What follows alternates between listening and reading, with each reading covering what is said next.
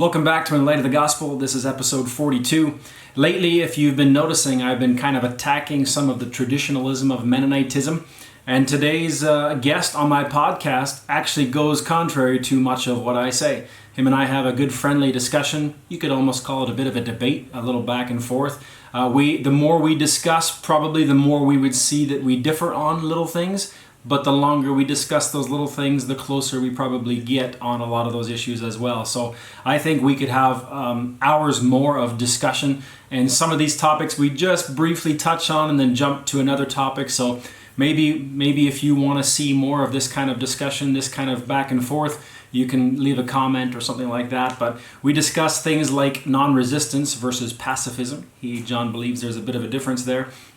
And traditionalism as far as the clothing and outward appearance and stuff like that goes. And as far as rules and structure in the church, we have some disagreements, but also agree very much on the simplicity of the gospel. So I think you'll enjoy this conversation. Hopefully you do, and maybe you can share it with somebody else that you know, perhaps someone from a Mennonite tradition, someone in the same type of background.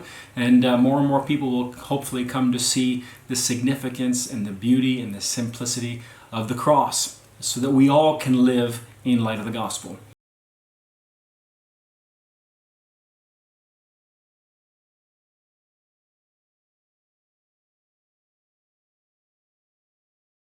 Bigham Jr.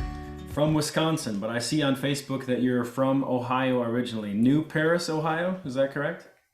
Yep, it's the southwestern part of the state, kind of right between Indiana state line, Dayton, and Cincinnati, kind of right in there. Okay, not terribly far from here, probably about 4 hours or 3 hours drive from our place. Oh, so you must be in far southern Ontario then. Yeah, we're about as far south as you can get in Ontario. Oh, okay. From the Michigan-Detroit border or Sarnia border, we're like 2 hour and a half, 2 hours, 3 hours at most. Oh, okay. Yeah. Yeah.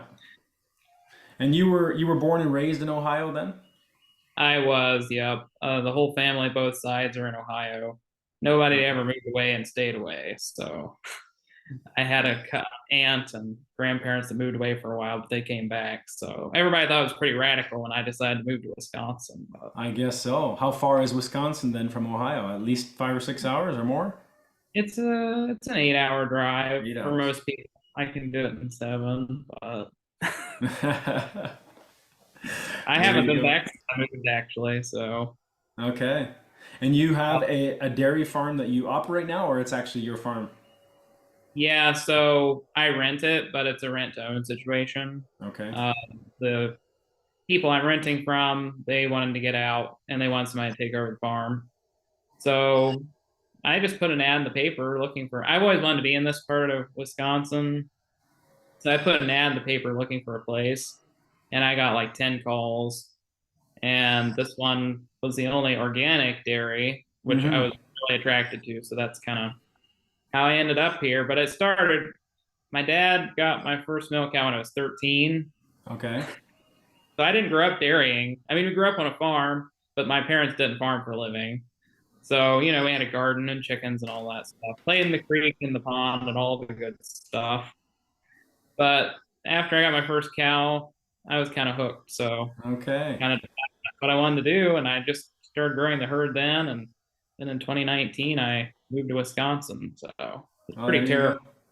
go.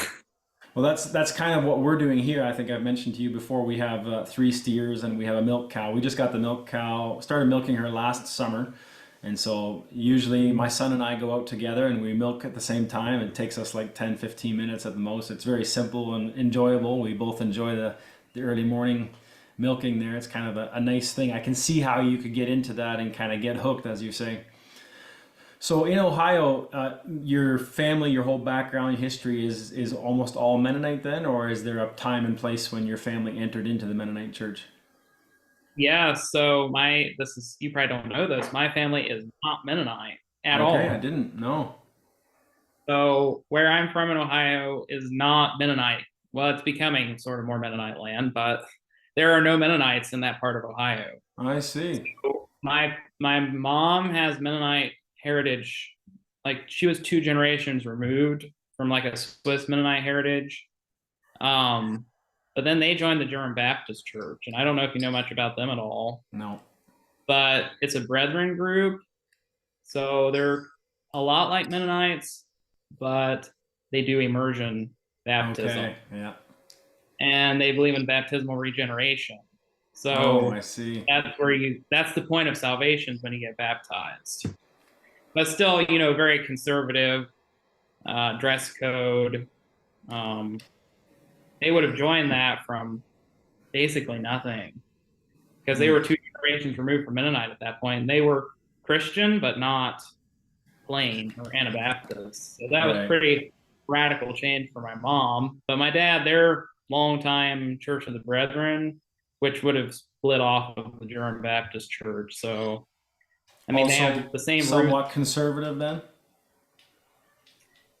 Back then, maybe. I mean, theologically, they're going to be more conservative today, even, but not as far as practice and lifestyle.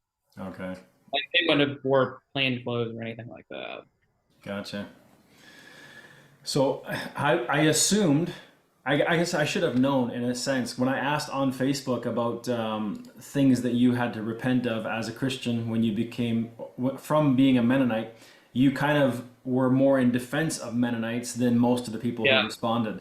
Most of us, Yeah. like for me, when I became a Christian, having been raised Old Colony Mennonite, I came out of it and then I started saying, I am not a Mennonite. I was a good Mennonite and I needed to be born again. And then I became a Christian and I left the Mennonite tradition and faith. And a lot of the things that I guess this is where I'm still kind of wrestling with. Some of the tradition I left in a hurry.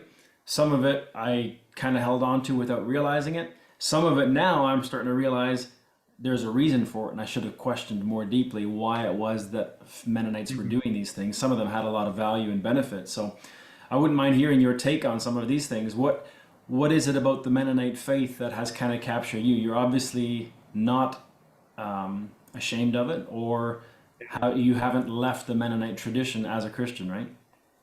Right. Well, I kind of told you my parents' background. None of them joined their churches that they grew up in. So when they got married, they were not members of any church. But then they got involved in the charity movement, which I know you know about. And that's kind of where my Anabaptist, understanding started and Ah, came. Because, I grew up under Denny Kennison's teachings. My mom went to one of his tent meetings he had in the area, and there was a small charity church there we were involved in for a while. But as charity churches go, it kind of broke up, and we were the only people left. So, okay. but yeah, Yeah. that's kind of the charity. That was my first introduction to Anabaptist theology. I mean, besides German Baptist, but they're so traditional. Like, it's hard to, if you don't know anything about them, they're such a unique group. Mennonites do not know about them unless they live around them. I feel like Because I've they're, heard the term, but I don't know much about them at all. yeah, I mean, they wear head coverings and everything, but their theology, they don't, the way you talk, your type of Mennonites didn't believe in a born again experience or salvation through Christ real No. well. They are kind of on that same page. Like you get baptized and you're a Christian. So, my parents had a big issue with that. So, that's how we got swept up with the charity movement. Okay. But it was not all it was cracked up to be. Yeah. Like, I had a No. lot. For me, like when the charity group broke up in our area, the closest one would have been Bern, Indiana, which was an hour and a half from us. We went there some, but we didn't really like it much. And then we just stopped going to church altogether when I was like 13. Yep. So then we just listened, grew up with Michael Pearl stuff. So a very diverse array of Yeah, that's theology. quite a contrast, right? Yeah. So we were encouraged to think for ourselves, and not just take, whatever the church says or whatever the Yeah. preacher says as the gospel. So, Okay. but Very interesting. Yeah, I know for me, as like you've heard me say, in the old colony system, I didn't get the gospel. I heard that Jesus had died, but it didn't have any significance or relevance to my life. And then when I started listening to charity messages, I think it would have been a Jerry Mahor message and a Roman Kaufman message, Salvation Crystal Clear. I think it's been responsible for a lot of people coming to know Christ. And Jerry Mahor and Roman Kaufman both made the gospel so explicit and clear to me. It was like the Apostle Paul when he says to the Galatians that Jesus Christ, before whose eyes hath been evidently set forth, crucified among you. To me, that's what it felt like. I was sitting in a semi truck. I was actually in Ohio at the time. I was a passenger in the truck. We were driving through Ohio. I can't remember exactly where. It probably would have been close to Cleveland somewhere. And I understood, and it's like I saw in my mind's eye that Christ had been crucified for me, and it was clear. It was so like plain as day that if he took my sin and he was placed in the grave, he was beaten, he was wounded, he was tortured, and then he rose from the dead, then that means my sin are done. They're gone. Like, what else should I do with them? What is there left to do with my sin Yeah. if Christ actually did what he said? So the charity style teaching was really big on evangelism, especially towards Mennonite and Amish type people. And so it brought me out of religion, it set me free. But very, very quickly, I had a friend of mine who was really excited that I had become a Christian. But then within a few months, he asked his brother, what happened to Dan's joy? Where did that go? And I was offended. I'm like, what do you mean? I'm excited about the church. I'm thrilled about the charity ministries, right? Yeah. But he had seen that my focus had shifted from simple rapture and joy in what Christ had done to now being very passionate about external appearance and about doing the right thing and belonging to the right place and all that kind of thing. So it seems like though many charity people start with the gospel, it's not the primary focus throughout the ministry. So I don't know what your experience was like. Yeah. I mean, my parents never bought into the whole, we always questioned everything. We were the oddball family that never fit in anywhere. But that was what we saw with charity is, you said your friend was saying, where's your joy? Well, that's what we found with charity is so many people just pretended to be spiritual to fit in. The big question in church would be like, oh, how is God working in your life? And when you're like 10 years old or 11 years old, you're like, I don't know how to answer that question. Like, it's so awkward. And one time my mom said, well, how's he working in yours? And they couldn't answer. But that just like, there was so much pressure to be a good charity person, can't because they were so anti-established Mennonite. But I don't know, like they did a lot of good. Like Denny Kennison, he actually moved to Bern, Indiana before he passed away, and we got to know him somewhat. Really, Denny and Jackie are really nice people, and I think God used him to do a lot of good. But Absolutely. something went off the rails. It seems like almost any group can have that. I mean, I sometimes, and maybe this is the wrong place to say this, and I don't want to be critical of any one person or group in particular, but when somebody clings to a man's teaching, even if it's Michael Pearl's, they get a little lopsided and strange, right? They just start feeling like they can't go anywhere with Christians if they don't agree with this doctrine, this doctrine, this doctrine. And there's some of these sideline issues that are not even the primary focus of the gospel. And they got good, solid, Bible-believing Christians around them, but they can't be with them because I believe this, and Michael Pearl teaches that. And I don't think Mike, if you ever listen to him closely, he would never encourage that kind of thinking. But it seems like any group that has a strong stand, makes a bold statement in some way, they can easily end up dividing from other people over trivial issues at times, right? Yeah, that seems to be how it is. And my family never bought into that. And so, you're kind of rejected if you don't buy into the exclusivity club, Yeah. And I've seen the same with Michael Pearl, there's people that are just, well, I'd say maybe my parent, especially my mom, like really likes, I like Michael Pearl's teachings, but, listen to some other people, Yeah, one thing I would say was what Michael Pearl did for me, and that I'm super grateful to God for, is that he allowed me to see context and he taught me to Yeah. read the Bible for myself so that Yeah. now I don't need to be quoting him. I don't need to be looking to his teaching even. I know how now to read the Bible, to study it, and to find it in the overall flow of a book kind of thing, right? So it was very liberating for me to get a better understanding of the whole book and then also to be able to study context myself. And that was, extremely liberating, Yeah. and I give a lot of credit to him, obviously to God for that, right? Yeah, I appreciate that about his, especially like when he goes through book by book. Yeah. That's some, like, I may not agree with everything he says, but it's still valuable to hear that and learn how he's doing it so you can do it yourself. So yeah, Absolutely. I would, that's very helpful. Yeah.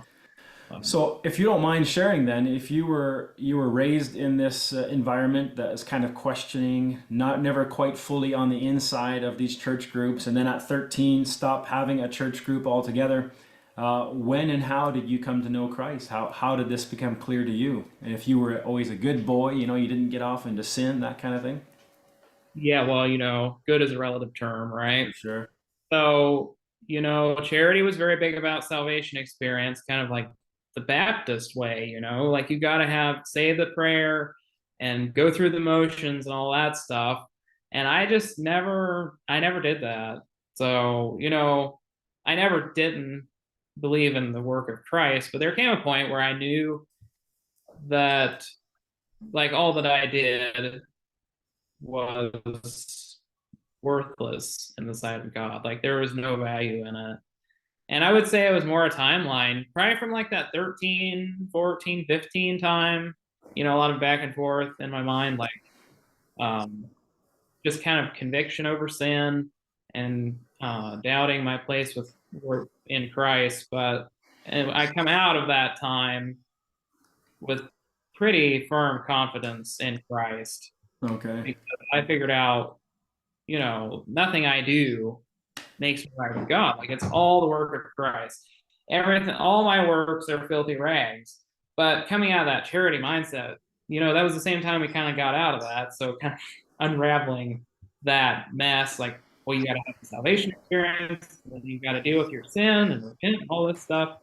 It took me like 2 years to get to the point, like, nope, it was the work of Christ. There you go. And since then, it's just growing in the grace and knowledge. Yeah.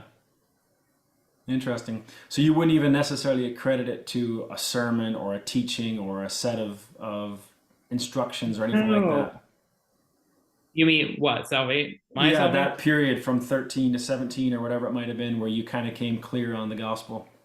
No, because I had the word, but I also had baggage, so religious baggage, and it took Okay. a while. That was, what I had to shed was the religious baggage. Right. There's another very, very conservative group in our area. They call themselves the Church of God. I don't know if they're down in your area as well. The Restoration Movement. Yes, they are. Um, Yeah, it is a far cry from the charity ministries. Like I remember a friend of mine recently kind of discovered some of their teaching, and he's like, "Man, these guys have drifted far from the gospel." And I'm like, "No, no, no, you don't understand. These folks never had the gospel. Charity yeah, has a lot of gospel. There's people there that are preaching the gospel constantly, and the salvation messages are clear. They talk about Christ. They do this, they talk about the coming to Christ and repenting of all your sins, which gets a little gray area sometimes, but they definitely preach that salvation is through Christ alone. You listen to the Church of God restoration stuff, and there's no gospel in it. It's just all about the church. And so when somebody steps out of a system like that, I've seen it happen on a few occasions, they almost never really get their proper footing under them again. Like they're on rocky yeah, ground the rest of their life. And so it's a different animal altogether when you step out of a cult versus stepping out of a false religion. But having said that, the more strict, the more stringent a group is, it seems like people that come out, they either go fully the other side, they just go completely liberal and they lose their faith and they deconstruct, or they just never know how to properly orient their lives again, right? So it's interesting that you guys went from a very conservative, very traditional type of group, and then you found yeah. Mennonite faith, and you're still walking stably. You're not. I mean, I don't know what you Yeah. are, but I mean, we were probably more like what I call Pearlites for, in my later teen years because we didn't have a church, so we listened to his stuff. And that's about it. But we were always like we had a stable home life, and that's what I credit it to. If you have a stable home life, that can make up for so much church drama and absolutely. all that baggage. And so, yeah, I have to credit my parents for giving us a stable home environment. But I always had more Anabaptist tendencies because I believe in non-resistance, and trying to fit into a group that doesn't believe in non-resistance is pretty tough if Ah, you believe in it. Like you know how sometimes Mennonites are pretty judgmental about people who go to war. Well, sometimes the Baptists are just as bad the other way. Oh So, yes, absolutely. so that's Yeah. kind of, I wouldn't have felt at home because our family was still pretty conservative, plus the non-resistance and, uh, you know, the importance of works, not for salvation, but the salvation produces works, right? Like we can agree on that. Right. And so that's kind of when I moved to Wisconsin. I was hoping to find a church with, I wasn't necessarily looking for a Mennonite church, but after visiting a bunch of different groups, that's kind of where I landed. Okay. So you were what, 20, early 20s when you moved off on your own to Wisconsin? 22? 21, 21. 21. Yeah. That's And when I quite a first moved step. here, yeah, it was. I was pretty terrified to do it, but I don't regret it at all. So, um, there's a German Baptist group here too, and I would have known people. That's kind of how I ended up here because it's kind of the biggest dairy county in the country as far Yeah. as number of farms and everything. And so I had friends up here, and I come and stayed with them when I was looking for a place. And then after I moved, I went to the German Baptist Church for like, I don't know, 6 months or until COVID started. And then we shut down for 2 months. But I knew I never was going to belong there. I was just trying to get my feet in the community, And you knew some people and it there, was right? something familiar to me. Hmm. The And so bit. then after we had a 2 month lockdown, after that, that's kind of when I started my more serious church shopping. So Okay. And the Mennonite church is right there in your area as well? yeah, we well, the one I'm going to now, I'm far away, Oh, but in my area we've got Groff Conference, which is horse and buggy, and hey, Weaverland, which John? is the black car. Yeah, Oh, you were frozen there for a bit and you kind of broke up, so I'm gonna kind of go back to that if you don't mind. yeah. The Mennonite church you attend now is right close to the same area where you live. It's close to the German Baptist group. Well, in the central Wisconsin area, it's about an hour drive, Oh wow. which is not far by Wisconsin stand. I mean, it's kind of far, I guess, but a half-hour drive to church isn't abnormal around here. Half Okay. hour. But right in my area is more the old order type Mennonites. Yeah, conference, conference, which are, well, I know you talked to Leon Martin. He would have been Crofdale Conference, so Right. Yeah. So that there is some of his type of Mennonites in the area then. yeah, it's a pretty big community here. There's probably about 7 church houses. But Okay. then there's also like Nationwide Fellowship and Eastern Conference. I don't know if you know anything about them or not. I would have Not visited Nationwide and Eastern. Um, okay. So what was it that drew you it's to the? funny. Oh, Oh, go ahead. having a little bit of connection issues here.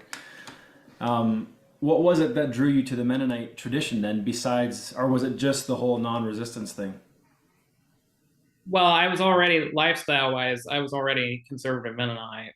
so there wasn't any change there. And I was looking for, as far as doctrine, I don't disagree with the conservative Mennonite church, like Nationwide, Eastern, Midwest Fellowship. They all are under the 1963 Hartville General Conference Confession, and I agree with it completely. So, as far as the confession of faith, there's nothing I disagree with. Now, there may be practices that are kind of strange Mm-hmm. or get leadership differences, that kind of thing, but you have that in any group. Yeah. I know if even if you go back to the old colony catechism and read, oh, it's not technically an old colony catechism, but it is a Mennonite catechism that they use.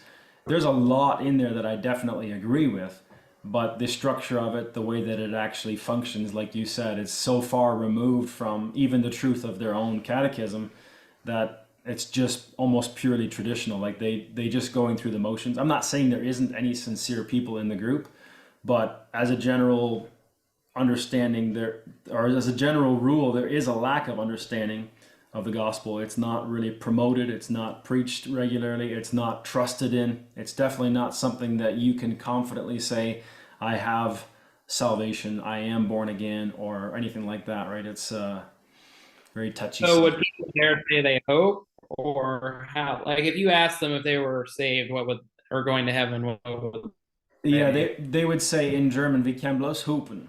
We can only hope.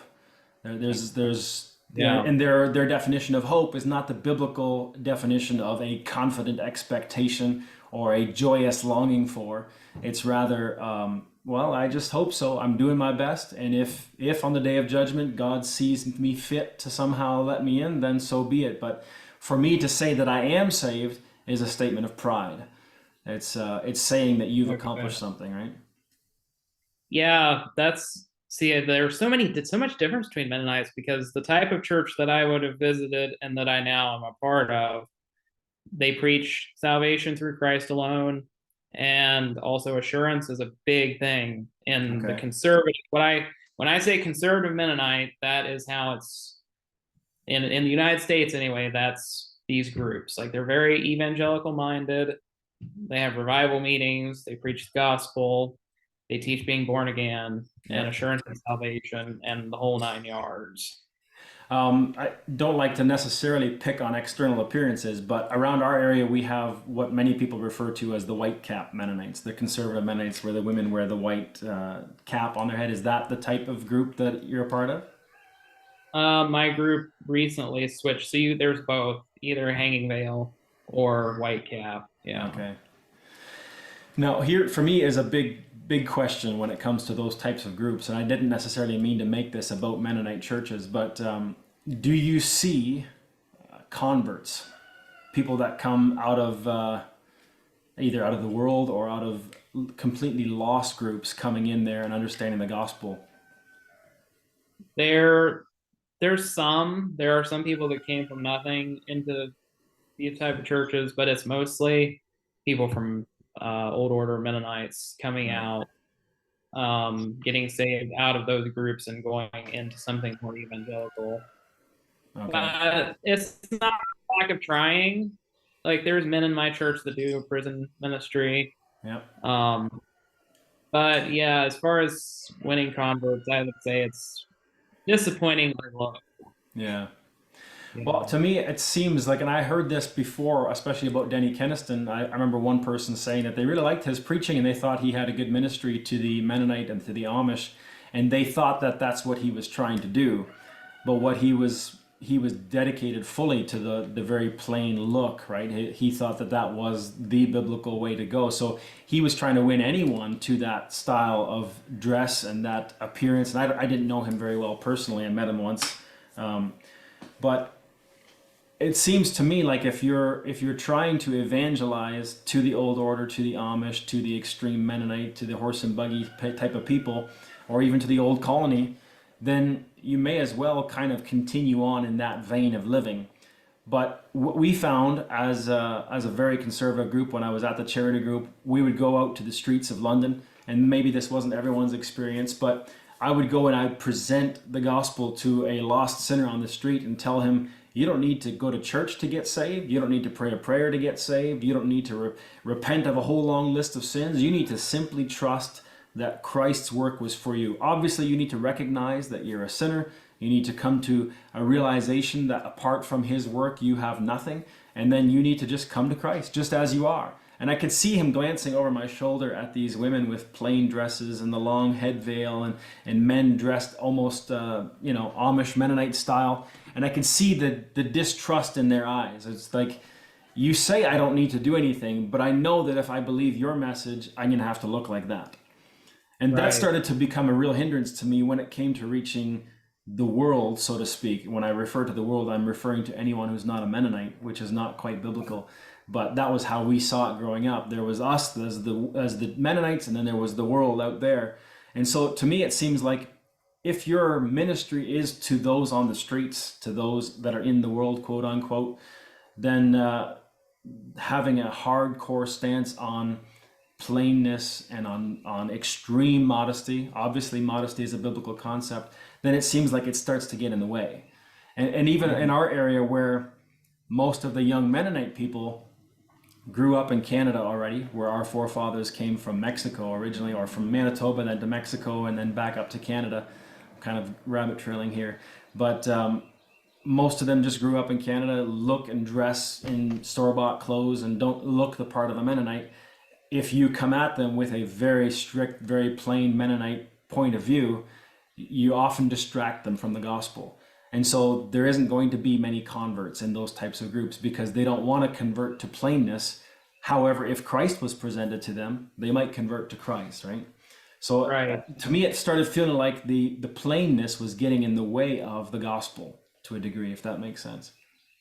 Yeah, I can see that being a hindrance, and there's too much emphasis on it, especially in the more conservative churches. I mean, in my church, the women wear cape dresses, but they're not super plain, if you know what I mean. Like Hmm. they're kind of more like my type of church would have been a bit more with the trends. Like it's a cape dress, but in the 90s they were short and tight, and now they're long. And so it kind of goes with the trends, and everybody Yeah. wears it together.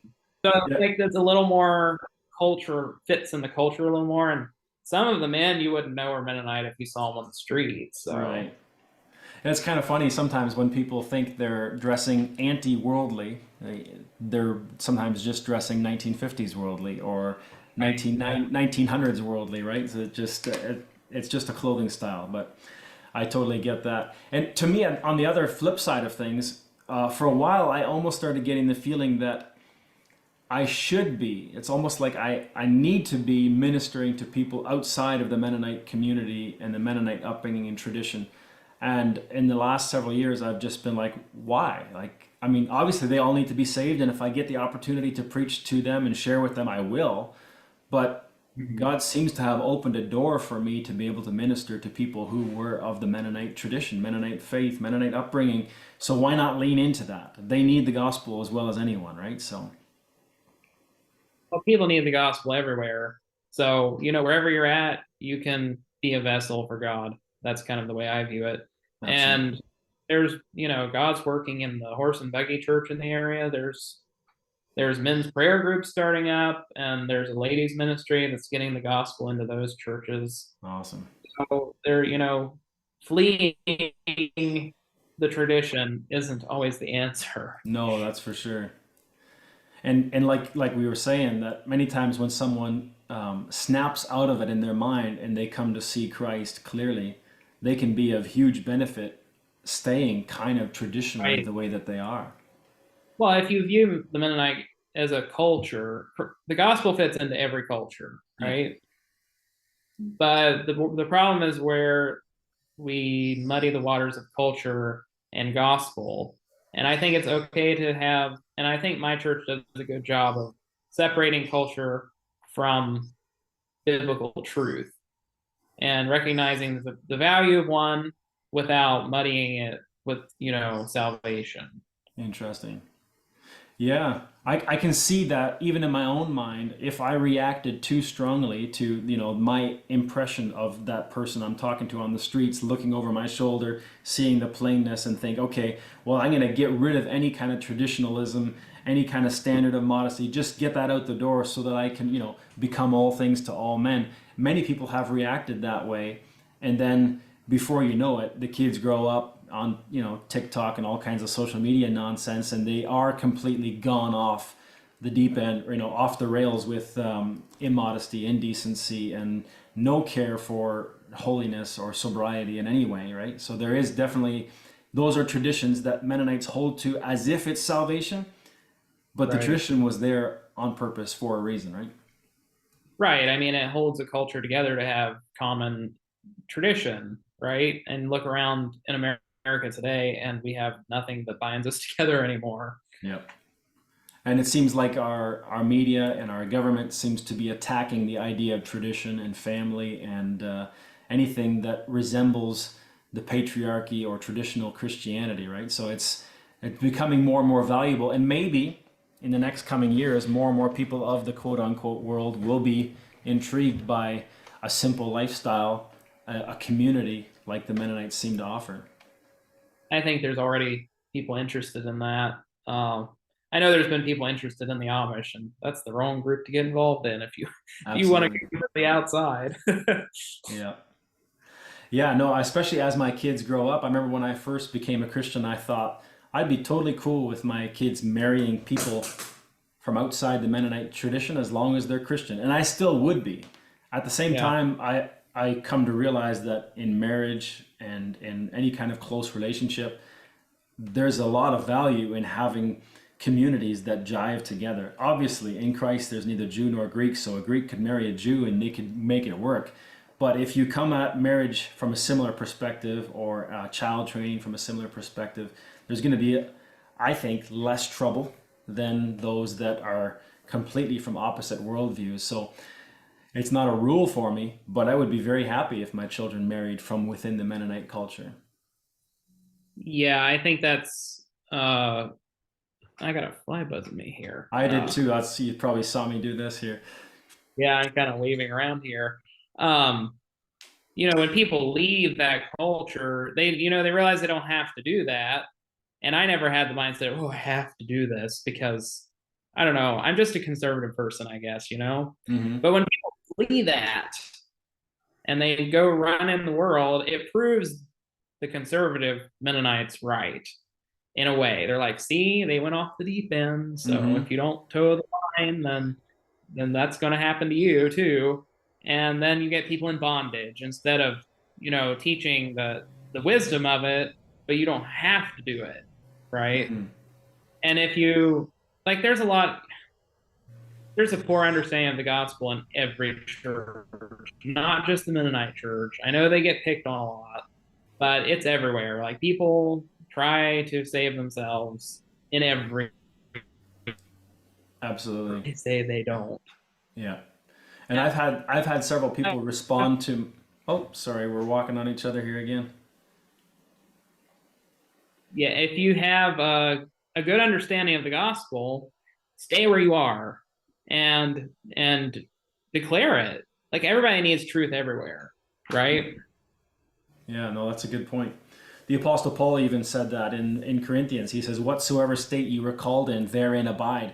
If you were a free man, stay free. Don't become a servant. If you're a servant, go ahead and stay a servant. If you can be free, use it. But don't think that now that you're a Christian, you have to immediately change everything about your lifestyle and your status in life. You can continue to minister right where you are, right? So that's a huge point. I think that's very valuable. And there's a lot of people doing that in the Mennonite community here. There's a lot of good being done. So God is working. Wherever the word is present, God is working. Yeah. I believe that about any church. The Lutheran, Catholic, God can work anywhere where his word is present. That's what I believe. And it's really freeing when you think that way, when you're not judging all these groups for their wrong thinking. Mm. I guess where I'm coming from with the Mennonite faith that I grew up with is the gospel was so lacking that anyone who tried to understand it, if there ever does, if a Bible study or a prayer meeting ever does start up there, you can pretty much count the days until they will be cornered and questioned and pretty much kicked out for their lack of staying with the tradition. So a group like that, it's almost like the Jewish faith where Jesus referred to them and said that you don't pour new wine into old wineskins. The old wineskin is just going to burst. Like they're so steeped in their dogma and their tradition that if you try to pour the gospel into there, it's going to swell and just break the whole thing apart. And so in our old colony system here, we seem to see every 8 or 10 years a group of young people rise up and come to the understanding of the gospel and start to kind of stir up the congregation. A few people get it and they think, well, maybe now this time we'll be able to somewhat change the system, and then boom, they're gone, right? It just doesn't last inside that dead system that they have there. Yeah, unfortunately, a lot of churches seem to be that way, and it's unfortunate. Yeah. And so for me, the other thing too, obviously, is whether you're a Lutheran, Episcopalian, a Baptist, or whatever it might be, the Apostle Paul addressed in 1 Corinthians that some of you say, I'm of Paul, I'm of Apollos, I'm of Cephas, I'm of Christ. And he criticized them all for dividing from each other over these preferential speakers, right? Or even those that would have said, well, I'm not of Paul or Apollos, I'm of Christ himself. He even criticized them for, yeah, you recognize that obviously Christ is our head, not Paul or Apollos or Menno or anyone else. But what is your hope? What are you trusting in? What is the core foundation of your faith, right? Is it not Christ and his work? Well, if it's not, then obviously we need to divide. So that's where I have a trouble even attaching a man's name to my faith, whether it's Menno or whether it would be Luther or whether it would be any other great figure of the past. I would much rather just be a Christian, someone who's a part of the church that God has started, right? But like you said, every group has God working in it, so you can't deny it. And there's a lot of people in my type of Mennonite setting that are uncomfortable with having a Mennonite on the church sign. Absolutely. So it's, there's a lot of discomfort with that. Some churches have ditched it altogether.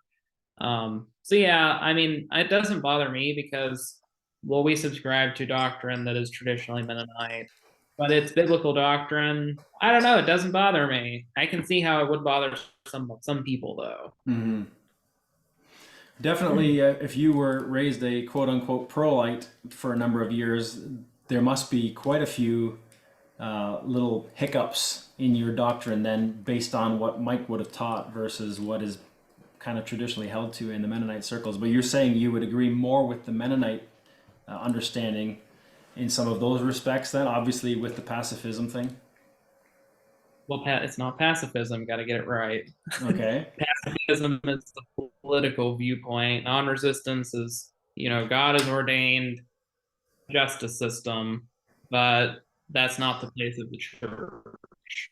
So pacifism doesn't, they don't believe in politically, like they would campaign against war. And the Mennonites aren't going to do that because they believe that God has ordained that as well. Does that make sense? Yeah, no, I gotcha. So you're non-resistant. Right. I'm pretty, I mean, it's not a hill I'm going to die on as far as like, if you can't be a Christian if you are pro war, but at the same time, I think Jesus' example and teaching would be that Christians don't kill other Christians or other people at all. Interesting. For any reason. And I think it harms our testimony when we're just so involved in changing things politically or going to war and where other people are suffering. And I just think it's anti-Christ. And I think it harms our testimony. So for a Christian to be a police officer or military personnel or something like that, you would feel is contradictory to the scriptures? I would. I'm not saying they can't be saved. I just would disagree with that. Yeah. Very interesting. Well, I'm sure we could go down that trail, but that's not the point of this conversation. So you're now. A whole other episode. Sorry, what was that? Be a whole other episode. Yeah, that's for sure. So you're now 25. Did I do my math correctly? Yep, that's right. 25, and you're living on your own? Yep, live by myself. And you got a nice house there, I see, around you? Yeah, it's an old farmhouse. It's got 4 bedrooms, so it's plenty of space for a bachelor, that's for sure. Well, hopefully it doesn't stay that way for too long. Yeah, maybe not. How many cows do you have? Are you milking now? I've got about 40. But yeah, with dry cows and everything, it's about 40. Yeah. And that's your primary income or your only income? Yep, my only income's from the farm. Very good. So, anything else that you kind of wanted to promote as far as the whole Mennonite thing? Because you see me, obviously, I've put out 2 videos now where I'm kind of running contrary to the Mennonite faith. And I know you and I would even disagree on the whole non-resistant thing to a degree, but we might not be as far apart as we might think. Anything else that you kind of wanted to really emphasize or point out? Well, I would encourage people to not. I just feel like Mennonites are harshly judged and wrongly a lot of times. And granted, we're coming from a completely different perspective. Like, I don't understand your Mennonite background. You don't understand where I'm at. So it's kind of Yeah. if we don't understand, it's kind of hard to envision it. But for me, I wanted to go to a church that I would agree with their doctrine more than people's pet little issues or personal problems or leadership issues.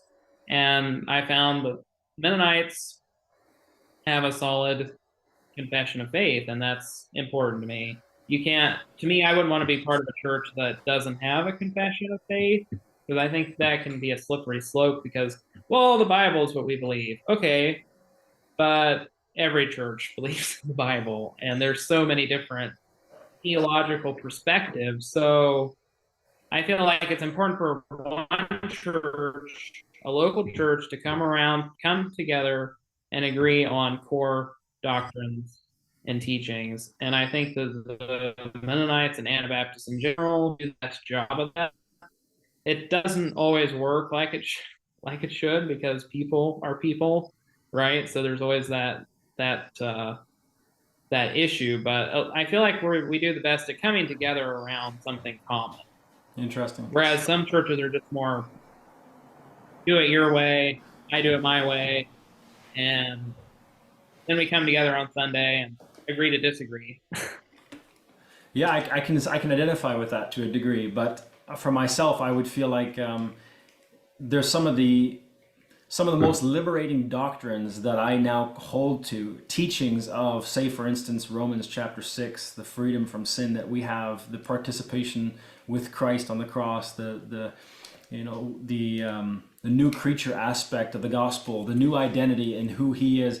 I have never heard anything like that being taught from a Mennonite perspective. And if you, in most circles around here, whether it's the Old Colony or the Conservative or the Holdeman or the Amish or any Mennonite group in our area, if you were to go in and say, all my sins are forgiven, past, present, future. Christ died for sins, for one sacrifice for sins forever. There's no need to ever sacrifice for sins again. You don't need to beg forgiveness for sins again and again and again. You are forgiven now throughout eternity. You are saved by the blood of Jesus and nothing else. That would get me kicked out of, or at least very strongly opposed by pretty much any Mennonite group. And I think if you were to read most of their statements of faith, it would run very contrary also to their system of continued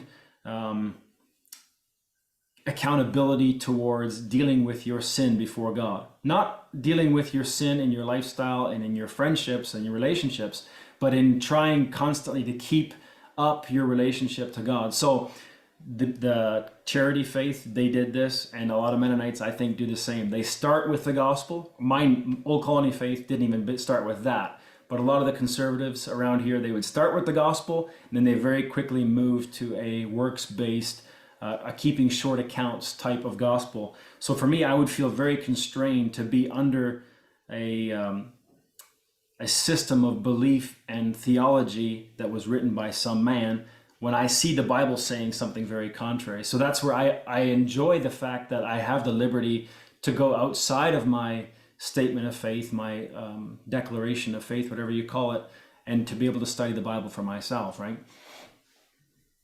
Well, we're encouraged to do that. I mean, Bible study is not discouraged at all. And I mean, yeah, I don't feel constrained at all to bring things up. Nice. And I would agree. I would see, it's kind of funny. I would see Anabaptists to be the first people to teach the new creation theology. Really? Because yeah, I do see it that way. Because Wow. that's the emphasis is on the new creation. Like we're no longer dead in sins. We were saved by grace to live in righteousness. That's awesome. Now, some people do have a work view. Oh, so we have to strive for that, but it's the work of God. But we do change. Like we change how we live if we're saved, right? Right. And I would say the Anabaptist is the first to actually teach that. Interesting. I've never heard it taught, so I'd love to hear somebody that you point me to somebody that actually does teach that, because typically they'll even go to something like imputed righteousness, where God looks at us and he sees the righteousness of Christ added to my account. The Mennonites would, from what I have gathered so far, would believe more in what some have termed as an imparted righteousness. So now the righteousness of God is being done in me. not me being counted as God's righteousness, the work that Christ did, but rather the work that I'm doing is God's righteousness. And to me, that's a very slippery slope where you get into this.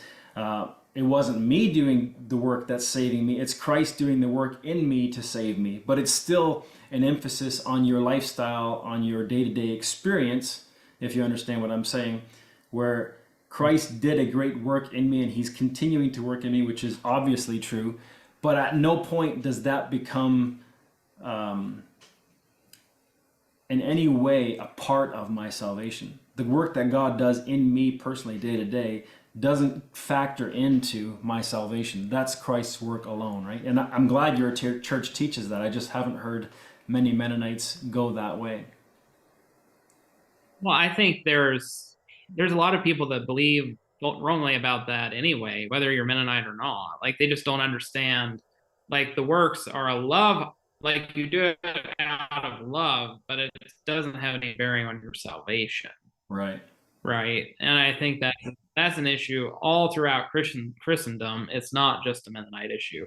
And Yeah. so while there may be people that, I'm not like the most orthodox Mennonite out there, so I'll probably be misrepresenting what they believe. But from my perspective, it's not such a big problem that I can't be a part of it.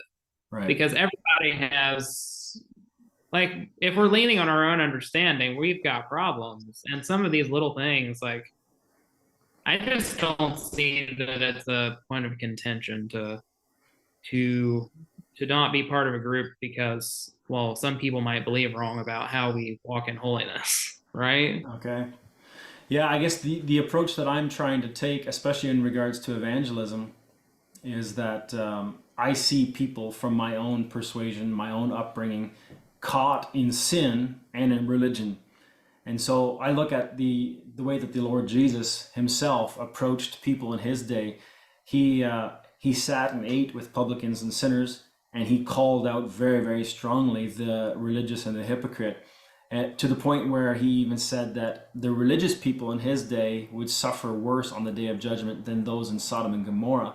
And so I'm not saying we should look more like Sodom and Gomorrah by no means, but we should be harsher with false religion and hypocrisy than we are with worldliness and sin, on one scale anyway. And so if I'm trying to bring the gospel to people who are lost in tradition, they're sinners but they look good, I feel like I need to kind of hit them pretty hard in some respect, where they have to be shaken out of their traditionalism and see that it has no value, it has no bearing on God. It doesn't move him in any way. There's nothing you can do to please him. And like you said, your group doesn't see it that way, which I'm extremely grateful for. And I'm glad there's Mennonites out there. And I know some of the most productive and helpful and most generous charitable groups in the world have been the Mennonites. And so I'm extremely grateful for that. And I'm glad we're having this conversation for that reason too, to let people know, like, there's nothing to be ashamed of having been raised Mennonite. Just don't trust in it. Yeah, you're not going to be saved by the church or Mennonite doctrine, only through the blood of Christ. Whatever church you decide to meet with, that's your decision to make. And if it happens to be a Mennonite church, I don't know why. Yeah, I don't think it's anything to be ashamed of, that's for sure. But something you said is like, you see how someone's dressed and then they're a sinner, so you need to be hard on them for their hypocrisy. But that's kind of judging a book by its cover. Like, Mennonite, that's another thing. Like, people like you that come out, they're like, oh, well, they're just religious people. But they might not be, right? They might have a better understanding of the gospel than I do, right? So just because I don't like judging people by their exterior shell at all. Probably said that. I probably said that wrong. I wouldn't say judge them for what they're wearing. I would say if someone is dressed well, they look the part, they've got their kids all like ducks in a row, everything looks good, and yet you know that they're sneaking peeks at pornography, or they're cheating on their taxes, or they're stealing from customers and stuff like that. Those are the people that I think Jesus came down very hard on. You wear the long garments, you do all the right things, and yet you're stealing from widows. That's where I think we should call them out, not for wearing modest clothing, but I think we should be hard on religious hypocrites, not just people who look plain or simple. By no means, no. But I think a lot of Mennonites get hit with the religious hypocrite sticker when, Jesus called them out for their hypocrisy, not their religion. And I think there's this anti-religion movement Yeah. where, well, we don't want organized church and we don't want leadership and we don't want this or that. And I don't think that's biblical either. No, So that's good. I'm glad you're pointing that out. The one point Jesus actually he criticizes them. He says, you spice or you tithe from your spices and you tithe this and you do all these little minute little things. And he says you should have done those, but don't leave out yeah, charity and love and compassion and stuff like that. So right. yeah, obviously, if someone you don't criticize or come down hard on someone for wanting to be modest. By no means, that's ridiculous, right? Or I remember even when we decided to leave off the whole head covering, the head veil thing, I saw a lot of people who were just anti-head veil, and they would come down hard on anyone who would wear it as if that was hypocrisy in and of itself. And I'm like, guys, here's a young woman who came out of the world in some respects, some of the times anyway. Before was a grievous sinner. Now they want to please God and they're wearing a head covering. Can you find anything in the Bible that would condemn her for wanting to please God, wanting to live a holy life? Like, come on, what are we doing here? You don't, Yeah, it's very easy to overreact on either side, right? it is. And since I'm a Mennonite, I can say that I think the head covering is an issue for Mennonites that they need to get over. Like, whether or not you wear a head covering, that doesn't really have much bearing on your spiritual life. And I believe in the head covering. I do think it's a symbol of authority, but at the same time, it is such a big issue. If someone takes their head covering off, like some people are just like, well, she's just lost, or they don't wear a head covering and oh well, the poor person. I'm like, no, people, let's focus on Christ and Yeah. um not be so taken away with these, I would call it an idol sometimes. Or Well, even someone leaves the Mennonite, it could be an idol not to wear one, right? that's what I was just going to say. I've seen the opposite also. Someone Yeah. who still decides to wear it, I've seen them get strongly criticized as if they're somehow just being religious for wearing it, right? And I think it's a very lopsided view. In fact, in that passage, 1 Corinthians 11, Paul rebukes them and he says, we're not going to be contentious. We're not going to Yeah. fight over this. This is not something that we're going to split over. And yet that seems to be a major splitting issue, right? So, no, Well, I it's always appreciate. surprising to me because my mom and sister don't cover. Yeah. And so like they see a picture, oh, your mom and sister don't cover. I'm like, yeah, they don't cover anymore. So what? And they Moving love the Lord. right, yeah. Yeah, that's But I cool. think that's helpful to have both. See, I can understand the head covering thing from both sides. So people As aren't can used, I. yeah, like to me, it's just like, yeah, either you believe you choose to see it as a physical or you see the hair as a covering. And to me, it's like, okay, not a big deal. Right. Yeah, I very, very rarely emphasize it. I know Mennonites often do question that because it's a major thing on their mind. Like you said, in our upbringing, we were taught pretty much that if you don't have a cloth on your head, your prayers will not be heard. God doesn't even listen to someone who's not. So that's where, in their mind, they see someone take off the covering and they're like, you don't want your prayers heard, or you don't want to be saved. Yeah, So they were leaning on that covering as something that was part of their salvation, right? right. Yeah, I think it goes from a symbol to something that's part of their salvation really quickly in their mind. Right. Well, especially when it's something that you've had for generations as a tradition, right? Hmm. Very good. I mean, it seems like you have a very mature, healthy view of a lot of these things. I hope that you can continue to stand firm on the simplicity of the gospel and to promote the idea of grace through faith only and Christ's work alone. And at the same time, still, create a wonderful, long lasting legacy of simple, hardworking, faithful, community oriented, family type of people, right? Like maybe eventually you have your own family and able to bring them up in the nurture and admonition of the Lord and all that kind of good stuff. But you got quite a life ahead of you yet. Hopefully your dairy farm works out well. Yeah, I guess so. Yeah, hopefully. I mean, it's a lot of work, but I feel older than I am. So you say I have a long life ahead. I'm like, oh, do I? I forgot. Well, I've always been an old soul. So. I'm about 15 or 16 years ahead of you, and it doesn't feel like I don't feel old by any means. I feel like I've got lots of time left ahead of me still, so you've got plenty more. Yep, that's for sure. How, if you don't mind me asking, shift gears a little bit, how far are you from where Leon Martin is now over by Iowa? That's probably like 4 hours for Okay. me. Yeah. We're coming through there next week. I'll be in Iowa next weekend for their family camp. Oh, okay. Yeah. You'll be coming through Chicago though, probably, right? Likely, yep. You're south of Yeah. there? Well, what'd you say? Are you south of that?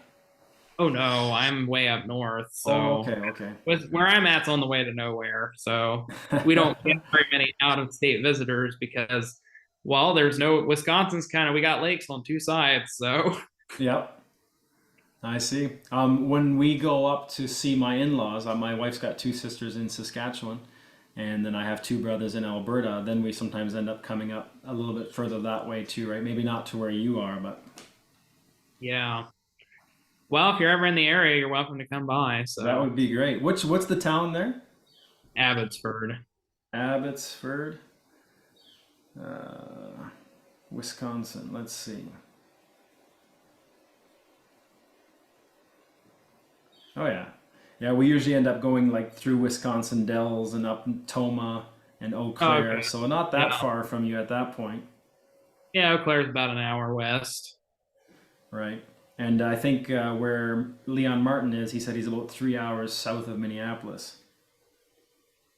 Yeah, he's like clear in the northern edge of Iowa. Yeah. At least I'm pretty sure that's where he's at. There's only one old order community there, I think. Not that that helps you any. But Yeah.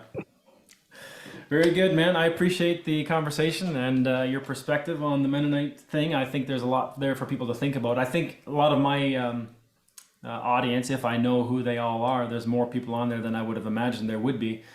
Many of them who come from my leaning, I think most of them would kind of lean pretty hard away from a lot of Mennonite tradition. And in one yeah, sense, maybe it doesn't feel like it. In one sense, I'm kind of trying to bring people back a little bit. Like I don't want them to react like we talked about. I don't want them to react against the Mennonite tradition and just leave everything behind. At the same time, I want them to solely, completely trust in Jesus and then build community around that. And a lot of that community might end up looking a lot like your Mennonite upbringing in your tradition. So don't throw it all away. Don't throw the baby out with the bathwater, right? I think the biggest thing is people throw organized church away, and that's kind of the beginning of the end in my mind.